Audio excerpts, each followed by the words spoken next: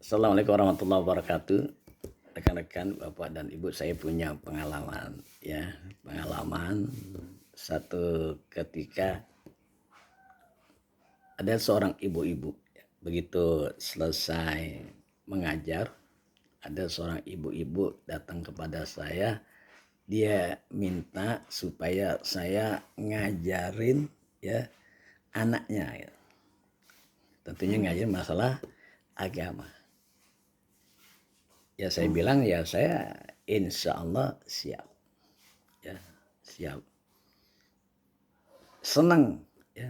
Ini Ibu, terima kasih Pak Ustadz ya yang udah mau siap ngajarin anak saya. Ya sama-sama Bu. Udah. Lalu ini Ibu nanya sama saya, Pak Ustadz nanya saya berapa bayarannya. Wah, hebat juga nih ibu-ibu. Karena ibu itu yang mulai, berarti kan bisa kita bandrolin yang tinggi gitu ya. Tapi nggak begitu. Dalam soal agama jangan hitung-hitungan. Jangan. Lalu saya bilang sama itu ibu, Bu, kalau soal mengaji nggak ada itu Bu istilah ya ditargetin sekian nggak ada ya, udah ngaji aja. Kalaupun nanti ibu punya rezeki ya bisa aja saya kasih hadiah gitu. Jadi dalam belajar dan mengajar ini ya janganlah ya, apalagi private nih ya, jangan dihitung-hitungan seperti itu. Oh gitu Pak Ustadz. Tapi Pak Ustadz kita kan biar sama-sama enak itu Pak Ustadz, sama-sama enak. Ya udah ini aja Bu, nggak usah dipersoalkan, nggak usah dimasalah, dan memang nggak ada masalah ya. Jadi kapan anak ibu bisa ngaji ya, tinggal ibu ngabarin aja kepada saya. Lalu kata si ibu, wah nggak bisa deh Pak Ustadz kalau begitu caranya. Maksudnya gimana ibu?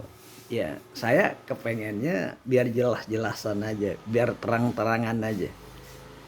Berapa saya harus membayar Pak Ustadz setiap bulannya, biar dananya saya siapin Pak Ustadz.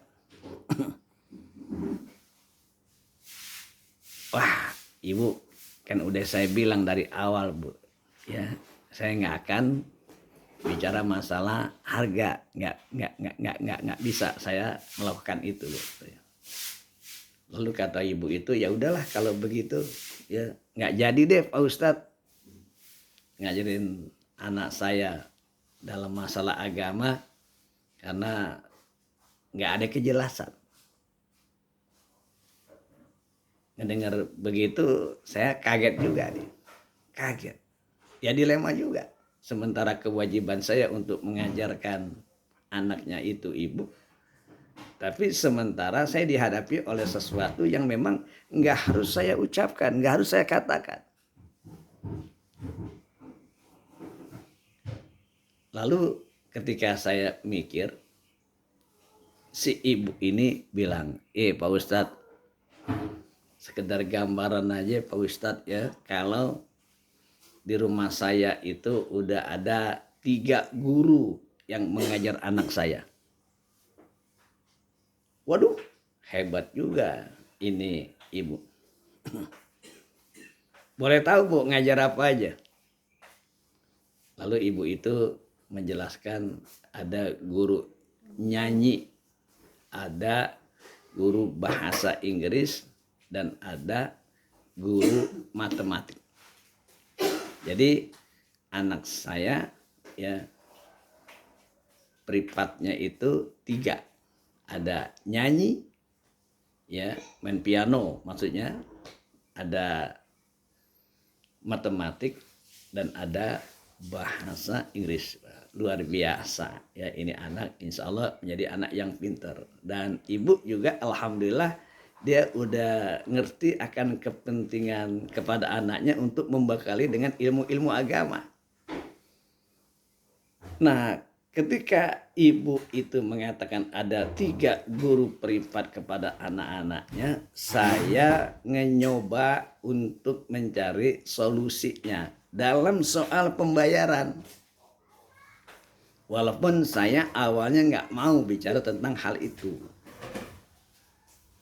Saya tanya kepada ibu itu, Bu, boleh ibu kasih tahu kepada saya ya, guru-guru yang 3 orang itu mengajar ke anak ibu, berapa dia dikasih uangnya atau ya dibayarnya lah, bahasanya seperti itu. Lalu ibu itu dengan jelas dan tegas menyatakan, nah itu Pak Ustadz saya senang tuh sama itu guru gitu. Fair, terbuka, ya, nggak ada yang disembunyikan, nggak ada yang ditahan-tahan. Maksudnya gimana Bu? Ya, mereka itu dibayar atau dikasih transport lah itu per orang 1 juta. Guru nyanyi 1 juta, guru matematik 1 juta, dan guru bahasa Inggris juga 1 juta. Dan itu udah beberapa tahun Pak Ustadz ya berjalan. Kita aman-aman aja, tenang-tenang aja, dan damai-damai aja. Itu. Nah, ya kalau begitu Bu ya, sekali lagi saya tidak menghargai apa yang akan saya ajarkan kepada anak ibu ya. Saya dari awal menyatakan ya, terserah ibu aja ya, tergantung rezeki saya. Jadi bagaimana Pak Ustadz maksudnya? Ya artinya begini aja Bu jalan keluarnya ya, karena ibu sudah ada contohnya itu di rumah ibu udah ada guru-guru yang mengajar. Dan ibu membayarnya per guru itu 1 juta, maka ya ini usulan saya aja Bu ya, usulan saya biar kita nggak bersih tegang, biar kita enak sama enak ya. Bagaimana Bu kalau disamain aja dengan guru-guru yang lain? Nah itu pandangan saya seperti itu. Dengan harapan si ibu ini setuju ya, karena apa? Karena udah dia kasih contoh. Tapi ya apa yang terjadi ya, yang terjadi ternyata enggak begitu ya. Si ibu malah matanya mendelik ya, mendelik ya, enggak terima dia. Nggak terima ya, bahkan ketika saya katakan dulu kaget. Lalu dia bilang, Pak Ustadz apa nggak salah gitu. Nah kan mau ngomong harga salah, nggak ngomong juga salah. Makanya dari awal saya juga nggak mau ngomong gitu. Lalu saya bilang kepada itu ibu maaf, salahnya di mana? Masa pelajaran agama semahal itu ya? Beda dong Pak Ustadz ya, agama dengan nyanyi, dengan matematik, dengan bahasa Inggris ya. Kalau soal bedanya sih saya setuju saya saja. Tapi yang saya nggak setuju bedanya itu si ibu merasa pelajaran agama itu di bawah, manfaatnya, kualitasnya itu di bawah pelajaran nyanyi, bahasa Inggris, dan matematik. Itu yang saya nggak setuju. Ya, jadi ini ibu maksa-maksa minta harga.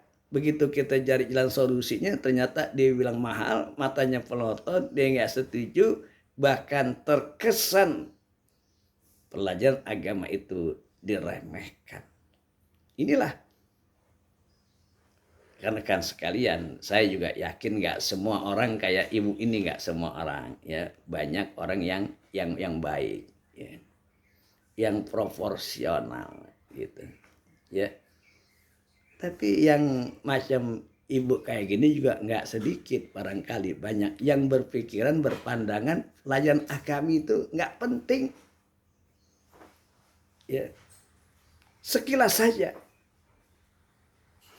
Makanya ya Allah ya di dalam Al-Quran menyatakan ada orang tua muslim, dia mencetak, mendidik anaknya zinatul khaya. Jadi anak cuma sekedar menjadi perhiasan dunia.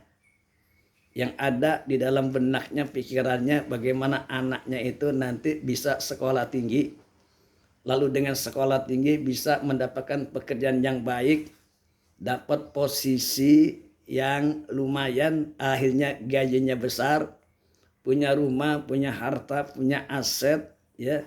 Itu yang menjadi kebanggaan sebagian daripada orang tua yang Allah nyatakan di dalam Al-Quran, zinatul khaya, dia cetak, dia didik anaknya cuma sebatas menjadi perhiasan dunia. Akhirnya apa? Akhirnya akhirat tidak terpegang ya, pelajaran agama tidak terpegang, harta banyak, jabatan tinggi, duit melimpah, aset tidak terhitung, tapi apalah menjadi kebanggaan orang tua muslim, anaknya tidak bisa membaca Al-Quran, bahkan anaknya jarang sholat atau tidak sholat. Apa yang bisa dibanggakan oleh anak yang semacam ini?